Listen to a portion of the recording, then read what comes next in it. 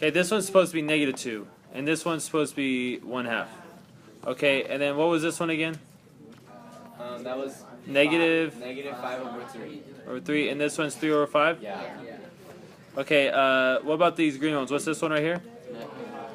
Negative 1 over 5. 1/5, and what's this one? 5. That's 5, and then finally, what's this one? Negative 3 over 4. Negative 3 over 4, and then positive 4 over 3? Okay, what do you notice about all these lines? The lines are perpendicular. Okay, they also form right angles. If you look at all these lines, they form right angles. And then what else do you notice about the slopes? They're opposites and reciprocals. Okay, so when we go to problems that like this that ask you to write an equation, and they say something about a perpendicular line, all you have to do is find the slope and do the opposite and reciprocal of the line that they give you. So here, let me do an example. Here's a point that they give you. It says that the line goes through this point, and it's perpendicular to this. You guys see this form right here? This is general form. Express the equation in general form. So let's use point slope form, and then we'll express it in general form.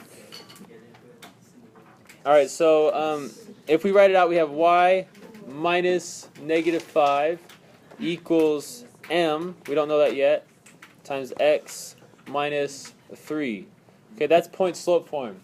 Now we gotta find our slope. We gotta find our perpendicular slope. What is our perpendicular slope gonna be? Well, we're gonna have to take this and solve for y to find our slope. So I'm going to, yeah, some of you guys are able to do it in your head really fast. That's awesome. Let me finish it up here though. So I add 8 to both sides. I have 8. I have x plus 4y. And then I would get the y alone. So I'd subtract the x. I have negative x plus 8. Then I have the 4y right here. And then I divide by 4. So negative 1 over 4x plus 2. If you guys can do that in your head, that's awesome. But don't do that on a test, please. That's like a really easy mistake to make. So the slope for this is negative 1 over 4. So what's the perpendicular slope? 4. Positive 4. And so I just have to write a positive 4 in right here, and I have my equation. That's point slope form.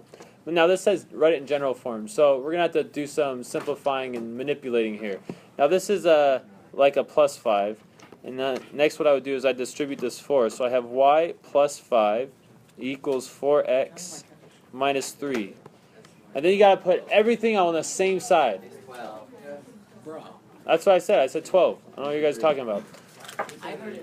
I move everything to the left side. So I go subtract 4x. So I have 4x plus y. And then I have to add 12. So it's going to be plus 17.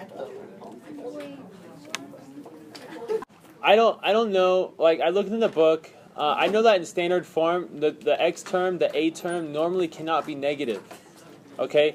So I looked into general form and didn't specify, but I'm going to say it has to be. It has to be positive.